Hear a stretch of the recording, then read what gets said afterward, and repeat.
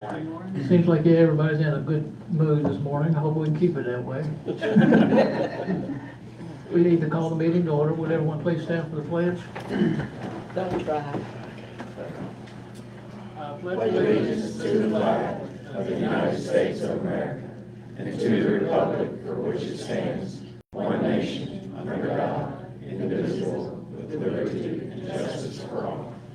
Thank you. Please turn off your cell phones. The seventh roll call, please. Mayor Plummer, Here. Commissioner Brooks. Here. Commissioner Fields, Here. Commissioner Gray, Here. Commissioner Withrow. Here. We have a quorum and ready for the transaction of business. Ms. Miller. Thank you, Mayor. First item is item number 4, approval of the minutes. We have 2 meetings to consider. The first one is for February 14th, 2023.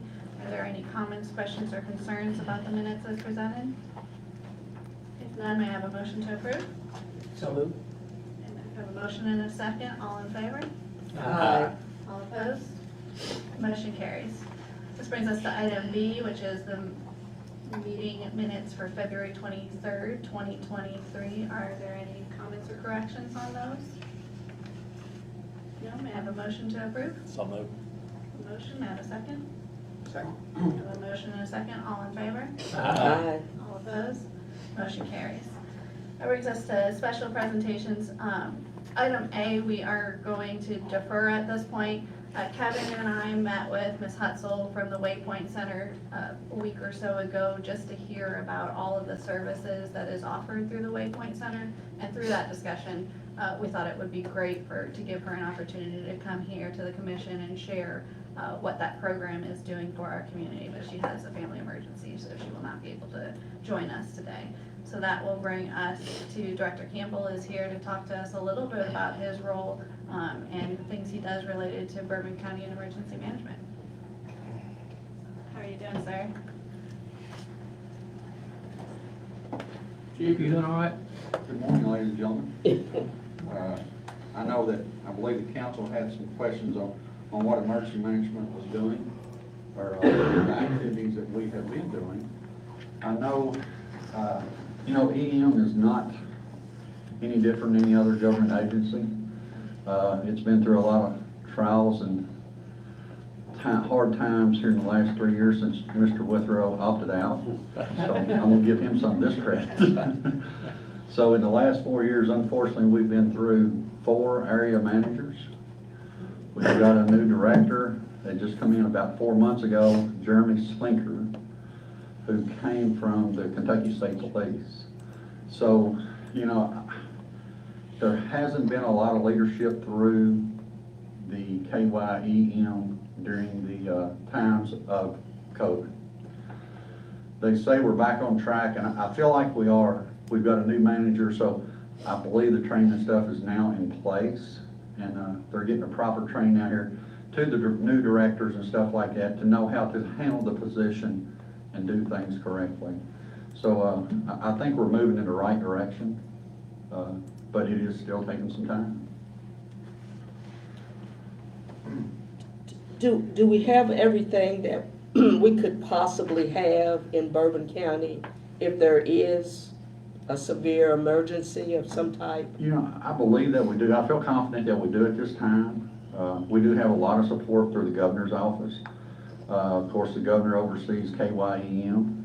So I know back when in the bad weather about Christmas time, I know I called the governor's office trying to get some transformers and some different things. Unfortunately on that time schedule, they weren't able to help us out a lot. But at least we did have the governor's office on our side, and they were communicating with us on trying to locate the equipment and things that we needed. So I do think we have everything in place, and we have a lot of support through the governor's office. What's the new director's name? Jeremy Slinker, Colonel Jeremy Slinker. Spell that last name. Slinker. Okay. And we have a Marty Burton, who is our Area 5 manager now. And she's only been in the position for probably 30 days now. I just got off the phone with her before I come in the meeting, and we were just bouncing. I feel like that we're good for each other because we're at the same place. So we're gonna learn each other moving forward on this. Well, let me share one other thing with you. One of the concerns I have from several people is that sometimes they cannot hear the siren. Okay. And I understand the siren is to be heard when you're outside. That It is may correct. not be heard inside. A lot of people have things on their phones and all that. A lot still do not. But is there any way that we can make that siren stronger, or is it at capacity volume, or? I don't believe we can make them any stronger. They are for outdoor warning systems. They're not to warn you if you're indoors. Do we just Strictly- have the one? No, ma'am. No, Okay. ma'am. We have probably, what is it, Mike, 7 in the whole county? I think, I think there's 7 or 8. Stovine, there's like nine or nine. Yeah. 9, okay. Their purpose is if you're like outside at a park or something. Okay. But there's a misconception for years that that's what wakes you up and lets you know, but they're actually to warn people that are outside to go and turn the radio on Right. and find out what's actually happening. Right. And so we do test these sirens the second Wednesday of every month. You know, at times though, when there's bad weather in the area or whatever, we may do a silent test. So you may not even hear it. The siren is gonna rotate and do its thing, but it's not gonna sound the alarm. So on some Wednesdays, you know, the second Wednesdays, you may not hear that siren activate. But dispatch will know, and we have spotters out looking at the sirens and everything during the testing times, like law enforcement, you know, police officers, firefighters, whomever, at these different locations, make sure these sirens are working. So just because you don't hear it that second Wednesday doesn't mean it was not tested and it is not working. Okay. We do have a contractor with RCS, so that's who does, we have a maintenance agreement with them, so that's who does all the maintenance to it. So if we identify a problem of a siren not working, it seems with the Little Rock district, we seem to have some issues with that one and Ruddles Mills district.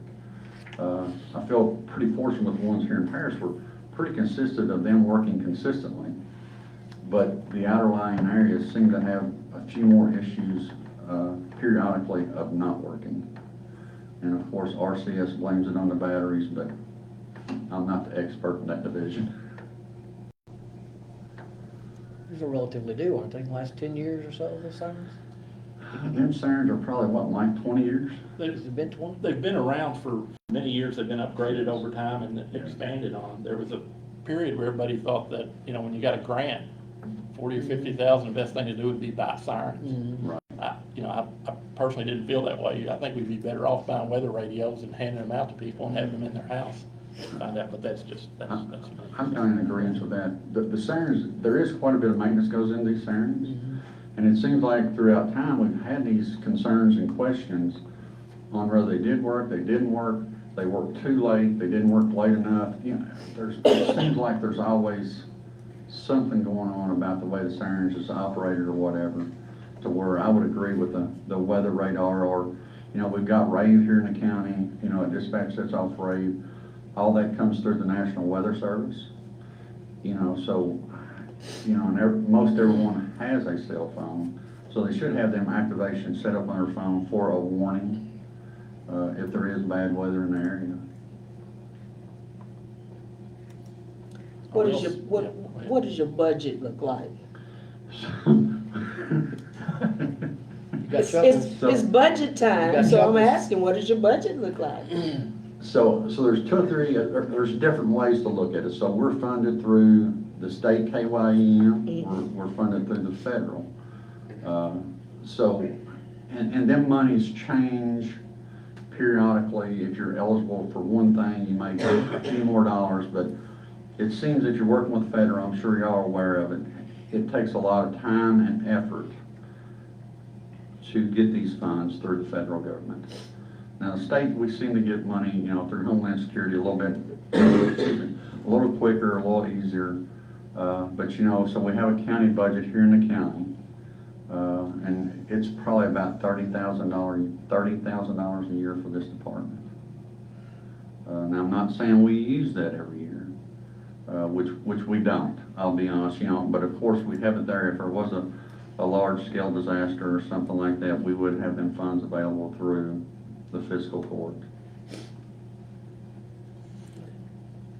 The office of used to be in this building. Where is the office gonna be now? So it's now at 345 East Main at the Bourbon County Fire Station.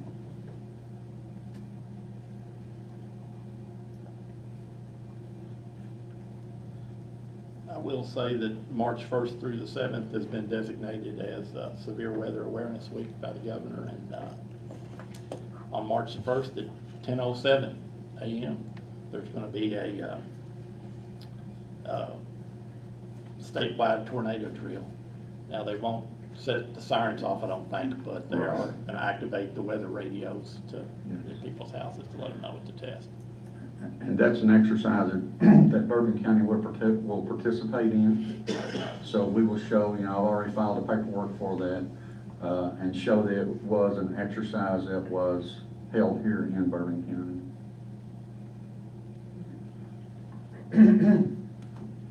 So normally when the schools do it with kids? Yes, sir.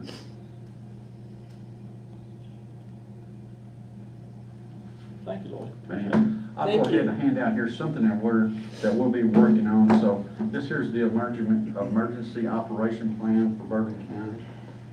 And I'll let y'all review this. We have to, just won't pass them around. Yeah. We have to review these every 2 years. So in August, we'll review it again, but we'll have this, we won't submit it to the state till July. Or, I'm sorry, September. It's nice to be coming out that day.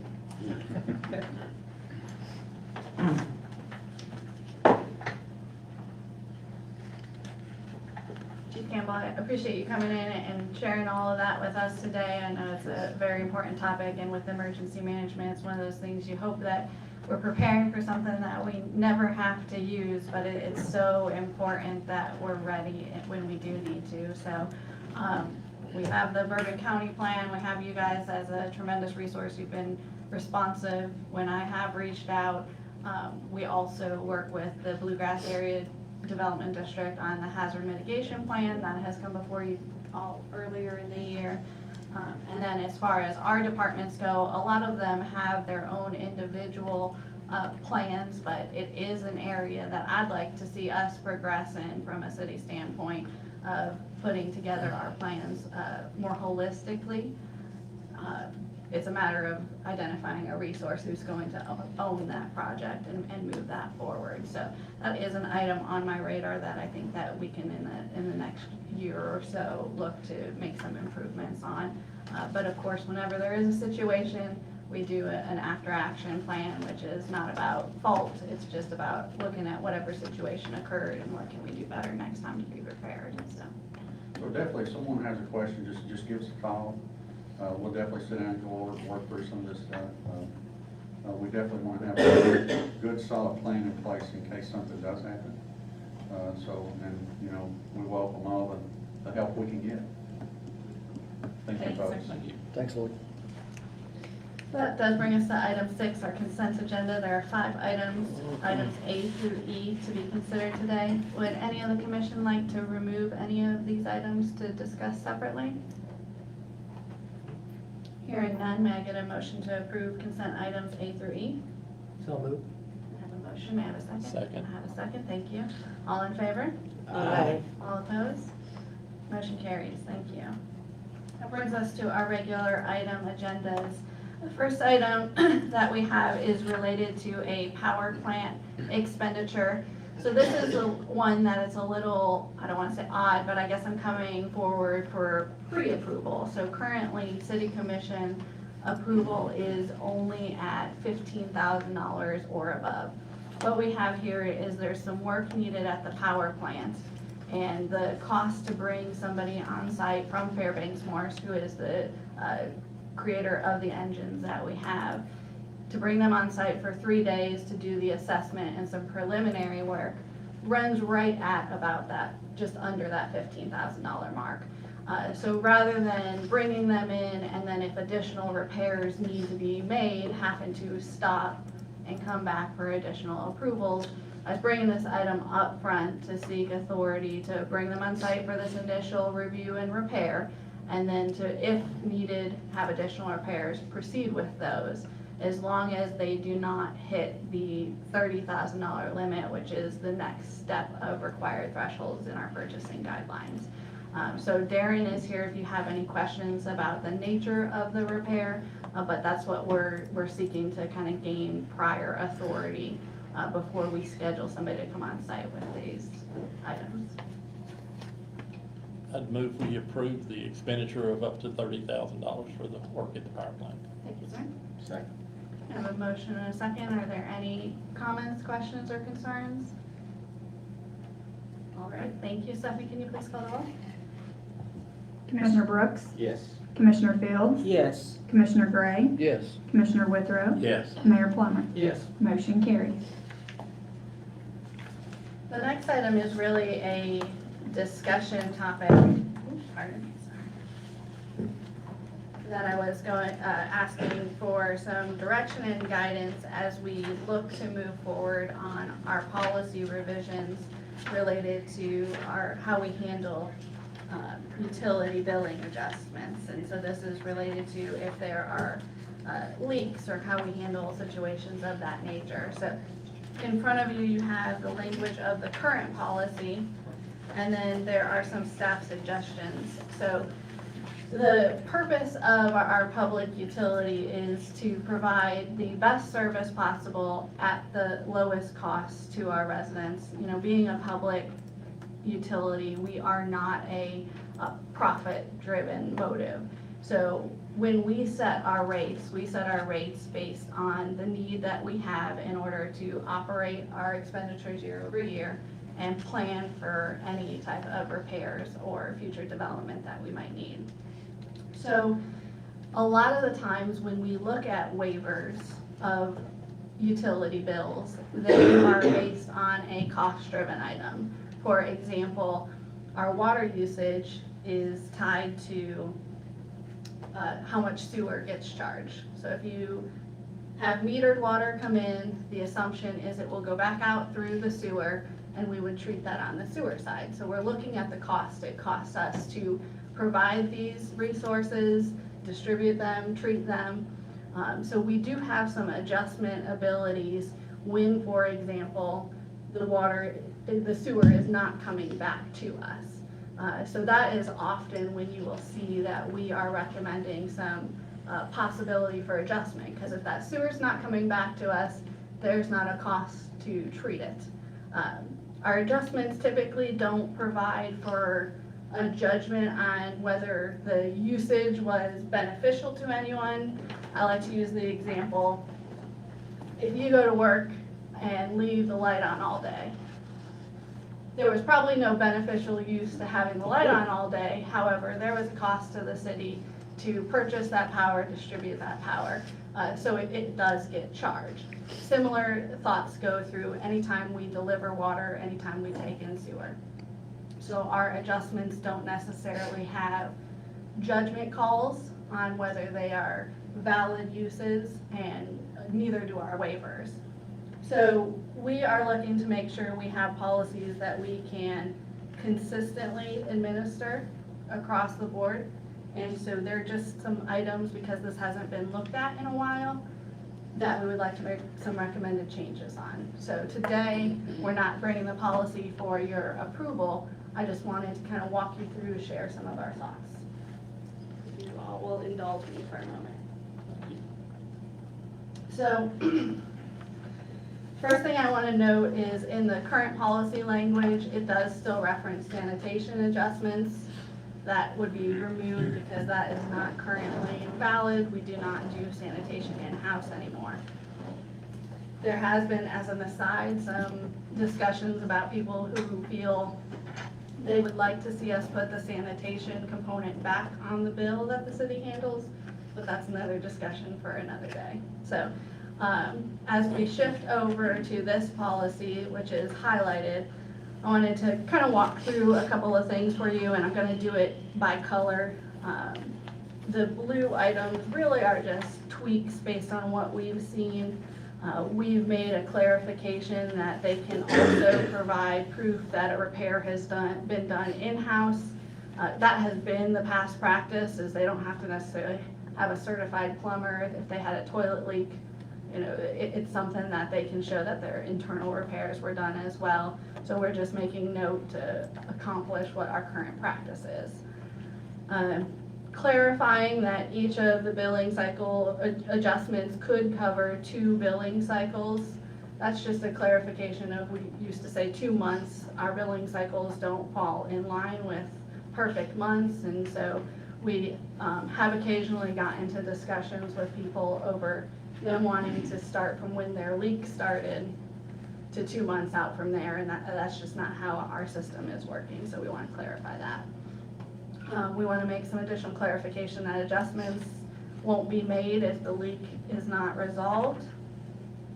And then as we go down to swimming pool, there's some current language about them having to share with us the dimensions of the pool, the size of the pool, and we just wanted to clean up some language there. So those are blue items, are really clarification, so I want to head back up and start to hit on the yellow items. So instead of doing a strike through and underline, we reordered the policy so it flows based on the list above.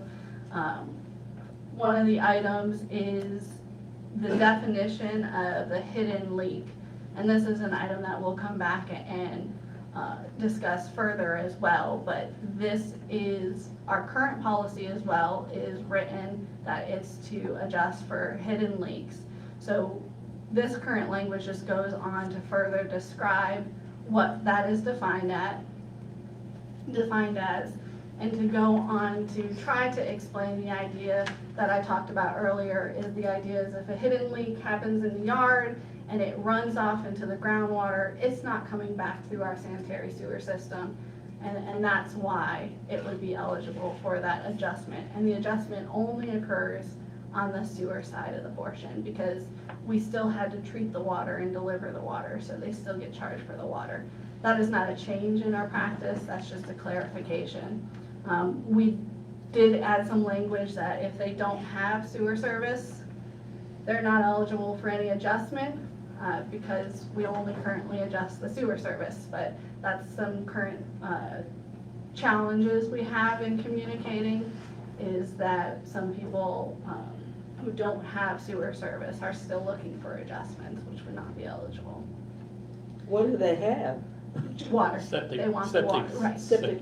Yeah, and there's, you know, there's I think 4,000 water, roughly 4,000 water customers, and I forget the number of sewer users. It's only about 3 or less. So it was very frustrating at times with operate under the current policy, when a person from, say, Bedford Acres or somewhere that, you know, a loyal customer to us had a commode that ran the bill up $300, $400, $500, could be $600, and there was no way to adjust it because the adjustment is on the sewer side.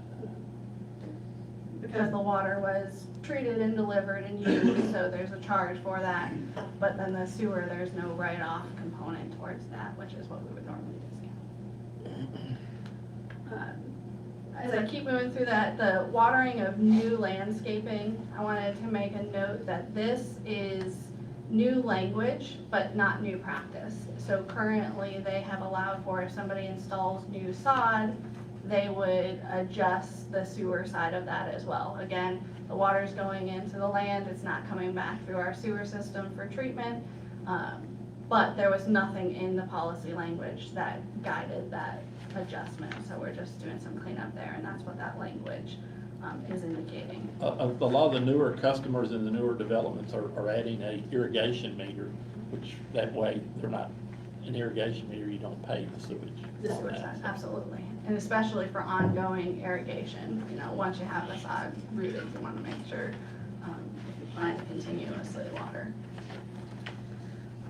as we move to the page 2, we start talking about the testing of our meters. So this is all current language. We are not proposing any changes to how we do our testing of our current meters. And the way that works is citizens can request that their meters be tested for accuracy. If they are tested and they're accurate, then there's a meter testing fee. If they are tested and they're wrong, we replace the meter and we adjust the billing accordingly. The one change that is recommended is the rate for those or things that we're discussing is because the current rate for those meter fees do not cover what it costs us to pull the meters out, send them off to be tested and get them back. So it's just as a product that hasn't been looked at in a while, and it's just, this is more, what we have there is more in line with what the current cost would be for us to do those testing. Incorrect meter reading, that if you look at the current policy language, talks about erroneous meter readings. We do have still some manual read processes, so occasionally there is an error in the meter reading process that calls for an adjustment. We would make any correction to those, but there's no language currently based on that, so we're trying to outline that. And then the other adjustment related rules just goes on to talk about if they need to fill out the form, if the form needs to be reviewed, the internal process that we go through there.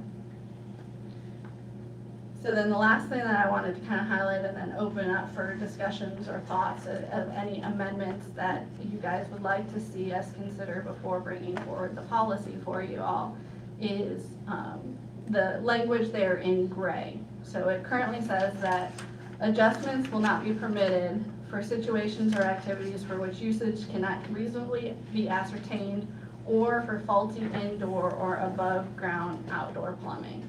So that is current language, and the interpretation of that has been if it is a leak related to a toilet, it is not eligible for a sewer adjustment because that leak would go back down into the sewer, would be delivered to the city. We would have to treat that, therefore there's a cost to that. There has been, in my opinion, they've stayed straight that a toilet is an indoor plumbing issue. There's been some inconsistencies because we talk about, well, what if it's a shower repair? To me, same logic would apply for a toilet, but the only ones that they have said really no on that is related to the toilets consistently. We've had situations where we've discussed if a pipe gets broken in their kitchen sink. I believe they've done adjustments in the past based on those.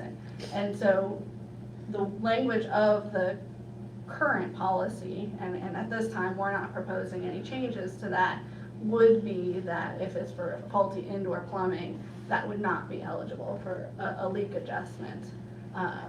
And so I wanted to open up the dialogue because we want whatever we have in policy to be something that we can administer consistently and across the board. And that's my goal, is the commission sets a policy and I'm here to make sure that we're treating everybody fairly and equally and in accordance with the policy.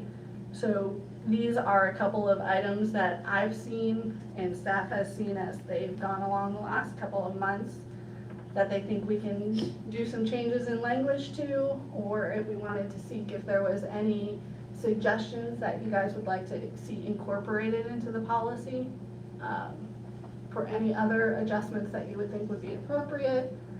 I know I've shared with you all over the time as adjustment requests come forward that we've had to say no to, which can be very challenging, right? There's a lot of good reasons and a lot of heartbreaking stories out there. Do you know on average about how many building complaints we have, or asking for adjustments or something of that nature? So I would say we process probably approximately 10 adjustments a month of valid adjustments under the policy. Is it in a certain area of town, or is it just spread out? It's spread out. Okay. And it depends on the time of year. You know, in the warmer months, you're gonna get more swimming pool adjustments and sod adjustments than you are other ones. But I would say as far as rejected or declined adjustments, I think we've done maybe 3 since I've been here, that we've said these don't fall in line with what the requested policy is, so. Not a whole lot of them, but again, I'm not sure that we have as consistently applied the language as we could be applying the language. I personally think there ought to be a mechanism in there that the utility director has, has some discretion, but maybe for large dollar amount things they could appeal to review by the commission or something. I mean, not that I remember that many big ones, but there can be some horrendous. I think we don't just cut and dry. If we're gonna redo the policy, we have some mechanism in there where it could be appealed and ultimately we could hear it and make the decision. I know when one is granted, it's very well documented, in my opinion, on what the causes were, who approved it and signed off on it, that kind of. But I think there should be some mechanism in there for an outrageous situation, just to say, no, we're not gonna do anything.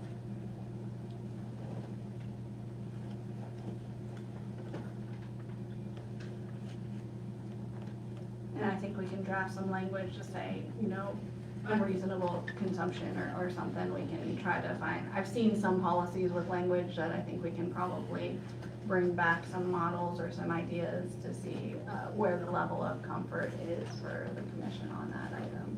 And probably some threshold, Yeah.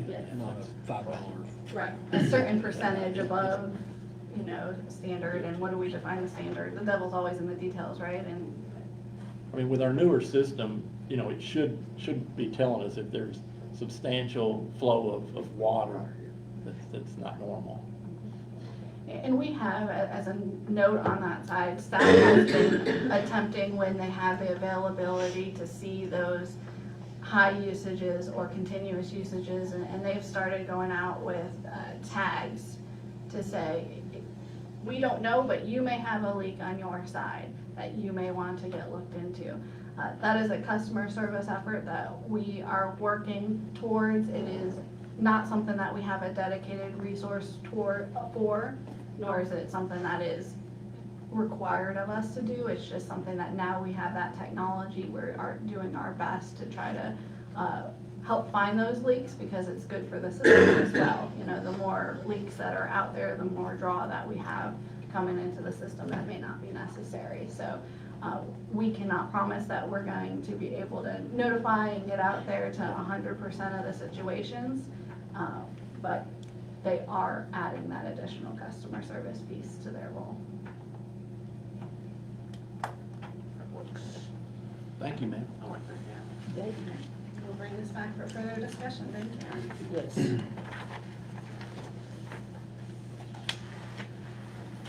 This brings us to item C, which is related to the municipal road aid. This is not the approval of the contract or the resolution today. This is, historically, the city has participated in the emergency road aid, which takes 3% of our municipal funds that come through the state for road repairs, and they're able to keep 3%. And what that allows us to do is, in the event that we have an emergency, it's another pot of money that the city is able to apply to in order to draw from. So we are required to let them know if we are interested this year in continuing to participate in that program.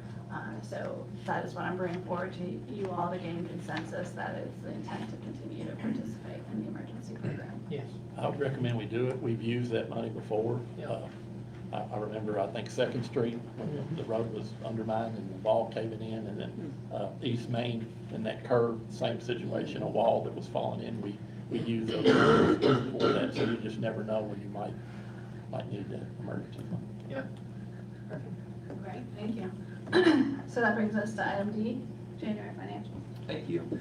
So on page 42, we'll start out with the cash balances for the general fund.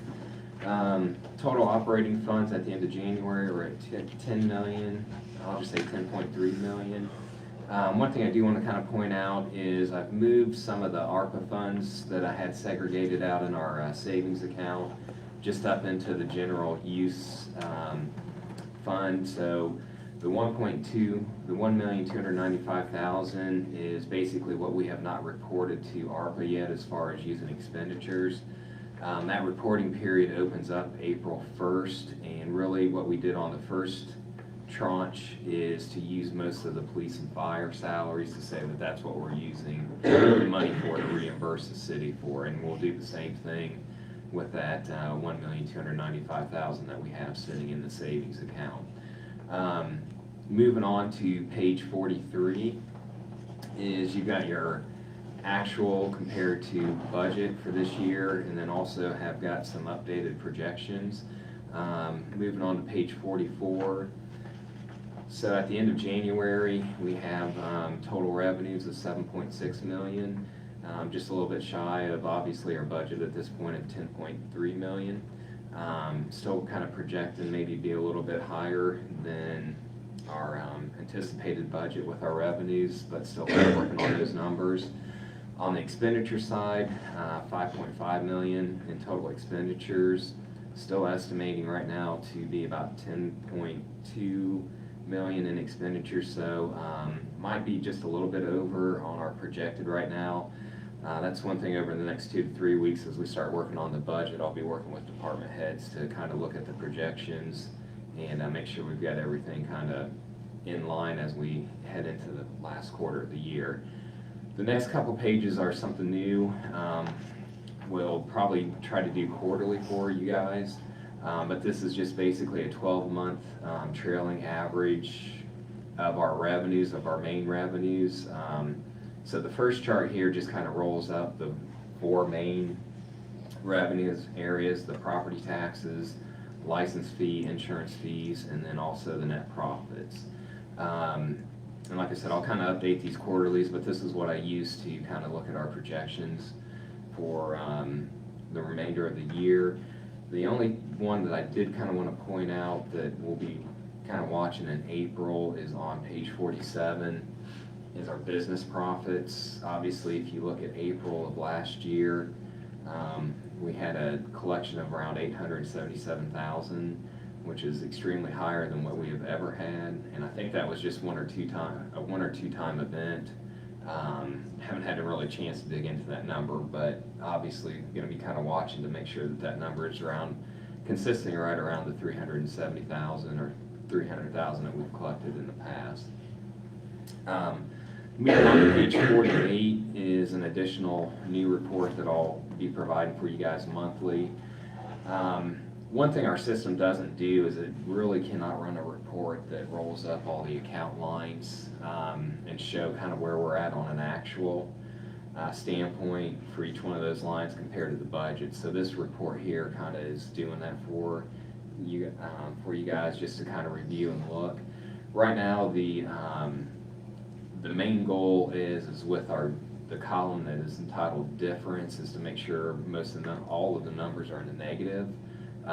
You'll see some adjustments, small adjustments, kind of moving some money around that we're tracking for potential budget amendments here in the next couple of months. So really, it's just what we're kind of looking at on this spreadsheet here, is to make sure that number one, differences are in the negatives. And then, like I said, over the next couple of weeks, we'll be working with the department heads to look at the projections to make sure any large or unusual expenditures we've got accounted for.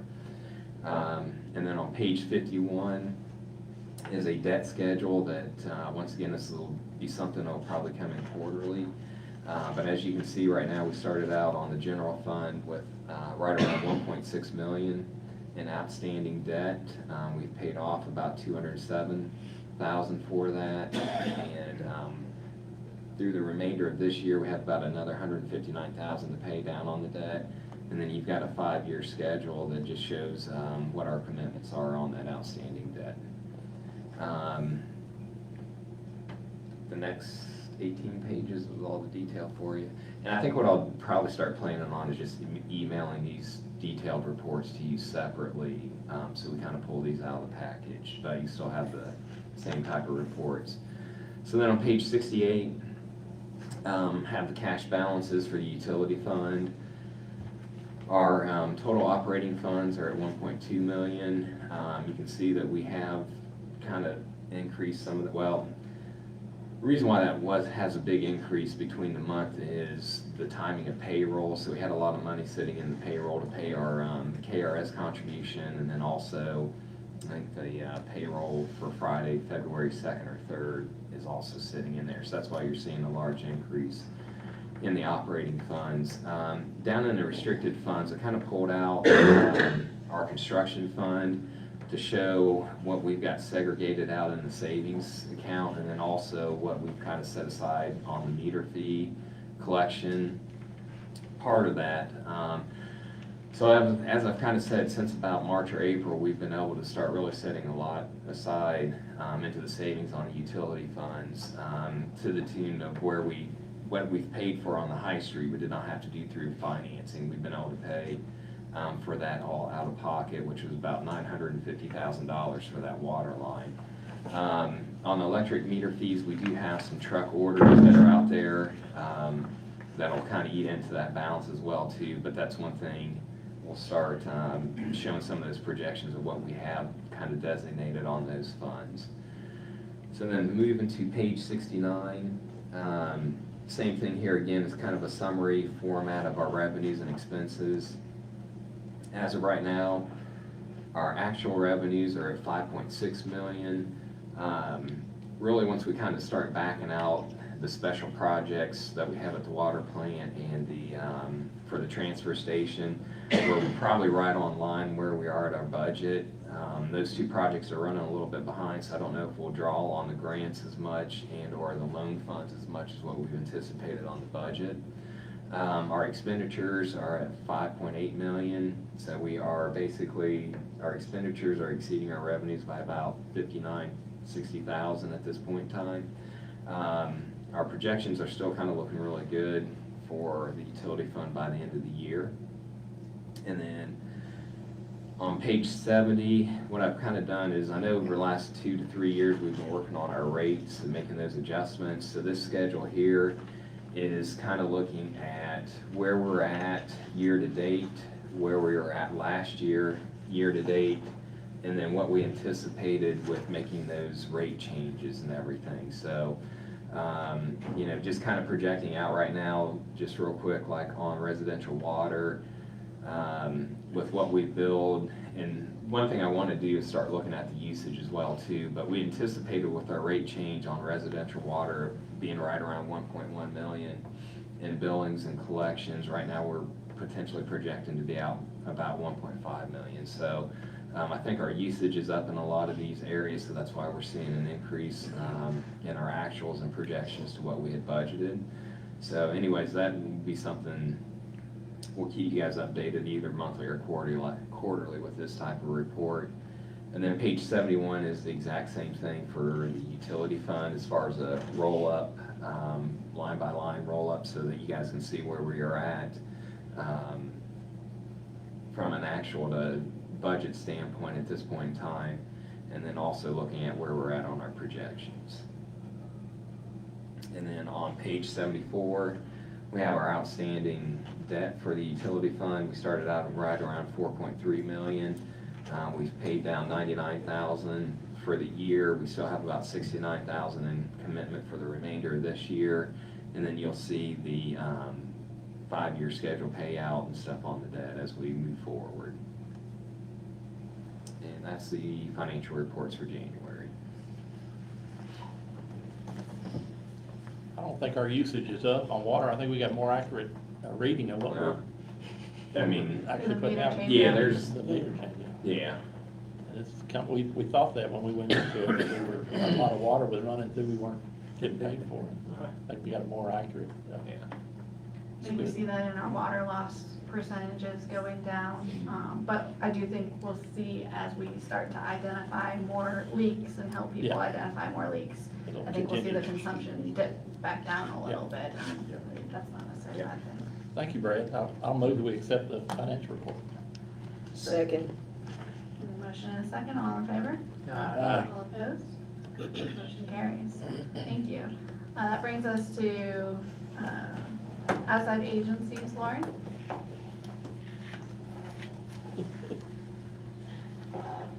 I'll try to be quick today. I don't have a lot. Sorry, one second. I always keep my list in my phone. So we're right in the middle of doing our listening tours. I don't know if any of you all know what I'm speaking of, but we're conducting a listening tour with all of our members this year that consists of a survey that we go and communicate what their needs are as members based on our mission statement that we have come up with in our most recent strategic plan. With that, we want to present to the membership, hopefully by the end of this year, probably looking more like January, a document to the membership showing what they want from the chamber as a membership. That is 100% based on, again, our mission statement. So I am going out and visiting with all the members, asking questions, finding out what their needs are, and finding out what we can do to better serve them as members. So that's something that we're working on right now. We are also, show of hands, who's coming to the local elected officials breakfast? Thank you for your RSVP. Really appreciate it. So we're also hosting the local elected officials breakfast March the 16th. Each of you will get about 3 minutes to get up, say who you are, what your role is, what your vision is during your term. This is just a really good kind of like meet the candidates forum. It's nothing super serious. It's just to kind of put a face to a name of who the candidates, or who the, not the meet the candidates, meet the local elected officials forum. It's just to kind of get a good, putting a face to a name event. Nothing, we're not trying to ask hard questions or anything like that, which we've already asked those hard questions. And so we're just trying to make sure everybody knows who their local elected officials are. This is something we did, I think, 3 years ago, pre-COVID, and it was a good event. So, and then lastly, we are working on adding a partnership with the Kentucky Chamber and a ClearPath Workers' Comp insurance plan to offer that to our members. Any member that ends up signing up for that plan gets 10% off, which will be a good savings program. So we're working on implementing that with our agents here locally, any agents that are members, to sell that plan. And then we'll be having like a lunch and learn, informative meeting on ClearPath, and then also the Chamber Advantage Plan, which has been super successful within the Chamber membership as well. So those are two really good benefits that the Kentucky Chamber offers, that if people are members of our chamber, that they can get those discounts and not have to be a member of the Kentucky Chamber. So that's something that we're working towards getting released to the public here soon as well. So that's all I have. Thank you. Thank you. Ms. Betty Ann?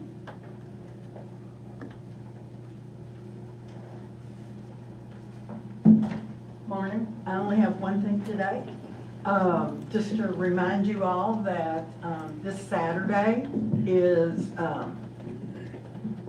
Garrett Morgan Day, and it will be celebrated from 1 to 3 in Claysville at the Garrett Morgan Park.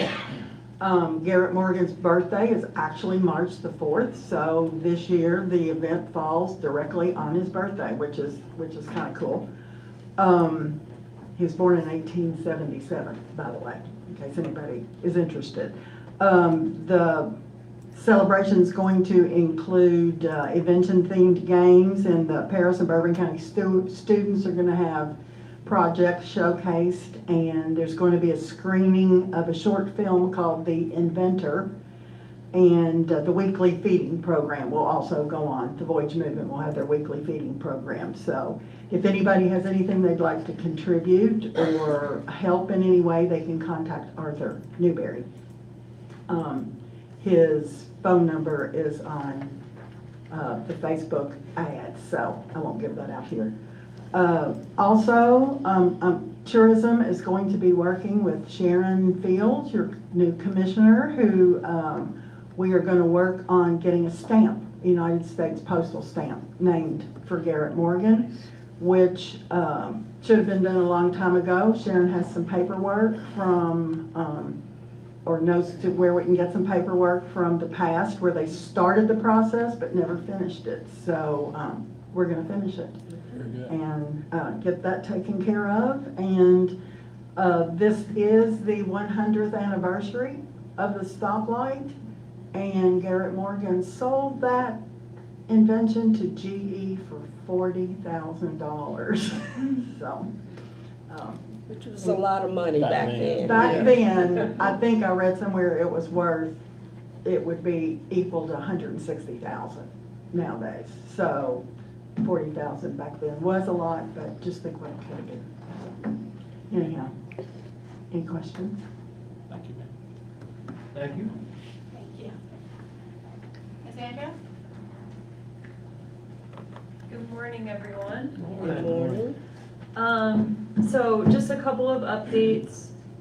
We've been focusing on code enforcement at the planning office. In fact, after this meeting, we're having a work session that a few of you have been invited to who have served on the code enforcement work group to implement and adopt a joint code enforcement ordinance that establishes a board.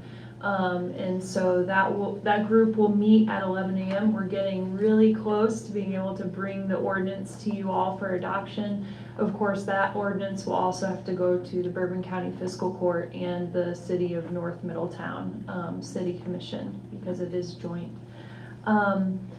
I am preparing right now for a site visit from FEMA for our community rating system program. That is the program that the City of Paris participates in that gives flood insurance rate reductions. So what they do is they come look at our records. They track what correspondence has occurred between our office and citizens and residents. So that is March 15th that they'll be coming here. So I just want to make you all aware of that. So I am currently working on getting our ducks in a row for that visit.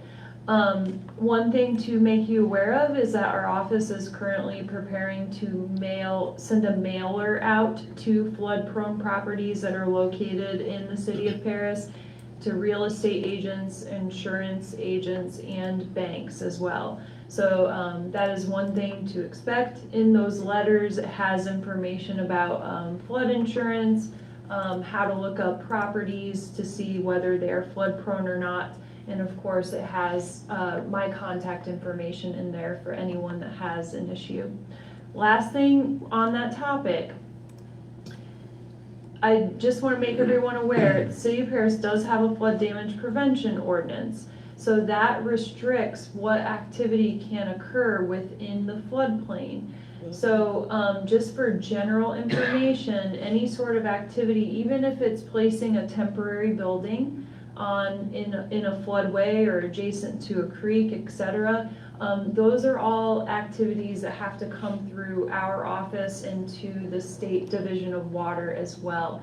So so that's just one thing that we're working on better communicating with the community on. You'll be seeing some more blurbs in the newspaper and on social media about it because we have been dealing with some enforcement issues more recently with constructing, placing temporary buildings, taking out live trees, etc., near the creek bank. So that's the code enforcement portion of what's been going on.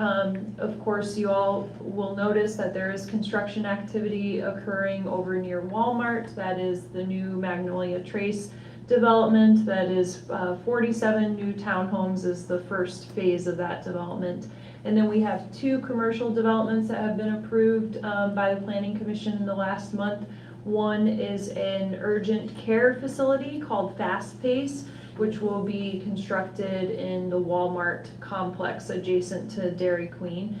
And then the other is Brandywine Explosives, They are just constructing a small office for their staff, which is where the old car wash was located behind Paris Fire Station number 2 off of Ford's Mill Road. So those are a couple of the developments that have come through Planning Commission. And, you know, otherwise we're just moving like clockwork. Any questions? Thank you. Thank you. Thank you. Andrea, sorry, before you go, if Oh. you could just very briefly. Oh, yeah. And I know we haven't had an opportunity to sit down and touch base on it, but I've let commission know. Could you talk about the partnership with ICMA that you have? Oh, yeah, Pulled great, together? great news. So in the past, Jamie had mentioned to you all that we were looking to contract with an agency called Tetra Tech to do some, what's called road mapping. So essentially, it's building out the project management tool for the remediation of the waste transfer station and the landfill on the west side.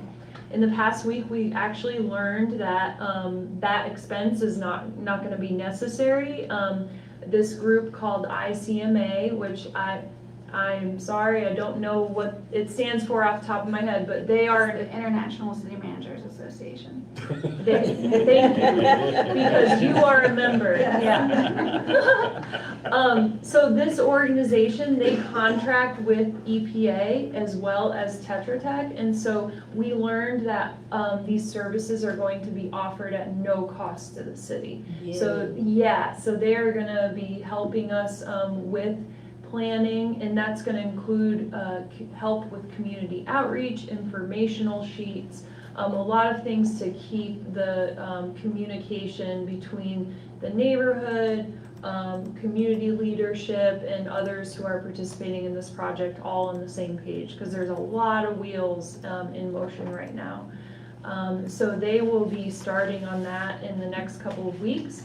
And then just yesterday, the state brownfields program, they gave a brief presentation on the results of the phase 1 environmental assessments for the waste transfer station and the landfill site. They're giving an in-person presentation, which everyone's invited to, anybody who wants to join.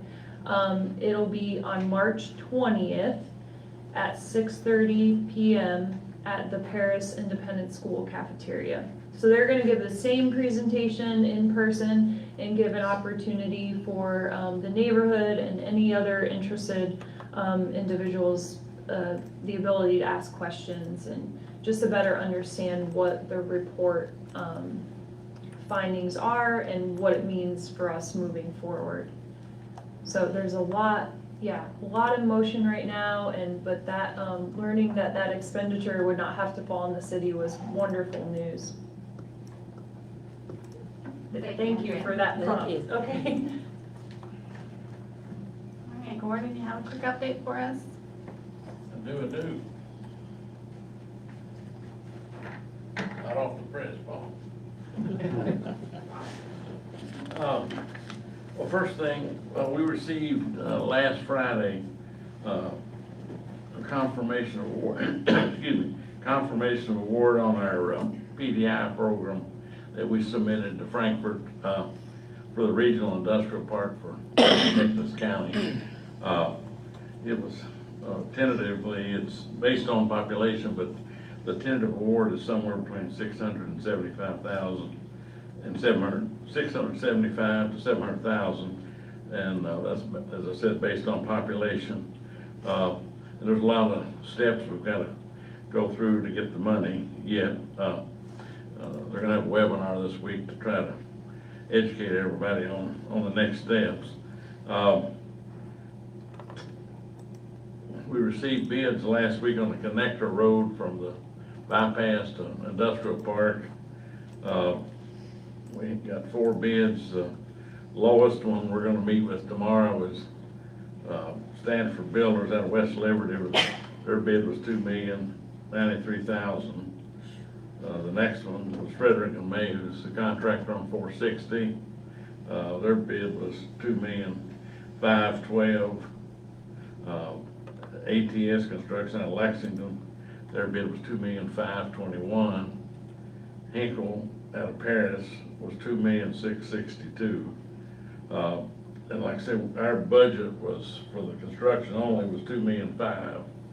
So we're gonna meet, HMB and I are gonna meet with them tomorrow to figure out what's the definition of a little bidder. Somebody left something out. So we're trying to figure out where in the world that it's. Your budget was pretty close though, right on, wasn't it? Right. So we hopefully in the next 30 days, we can, once we meet with them, if they're gonna accept their bid as it is or decline, then we'll move forward. We've got to send this to Atlanta, and Atlanta's got to send it to Washington. So but we're hoping in the next 4 to 6 weeks to have an award. And also, I failed to mention there last week, Paul was there at our regional industrial park meeting. We appointed, or they appointed, board members from each county to serve on the regional industrial park board. Then Friday, we had a visit from, it was kind of unbelievable how it all unfolded. The company from India came for a site visit. They were actually here a couple of days. We went through all the building review and talked about, it's kind of unique here. I've never had one of the situation before, but CBRE out of Louisville, it's the industrial branch, is handling this as well as an outside consultant for incentives. So, but they've been working diligently, and they signed a letter of intent, and their intent is also, I said last month, I think, they were talking about a 15,000 to 20,000 expansion to the existing building, but they're gonna, I guess, go with about a 10,000 square foot addition. So I would hope in the next 4 to 6 weeks on it, I think they said it'd take about 90 days to close. And they would employ. This is the old Ag Tech. Right, correct. It's not old, it's new, but. Right. Out in the industrial park. And we're, you know, as a result of the foreclosure on Ag Tech's building and their operation, we've got a lot of equipment in the Ag Tech building, and it is luck, maybe we'll have it. They're very much interested in purchasing it. It's 2 big extraction machines, a train chiller, and a couple other small items. So, but what I was getting at there, I also, at the same time I was meeting this gentleman on Friday, I asked him to go to lunch with me to meet Senator McConnell as the field rep.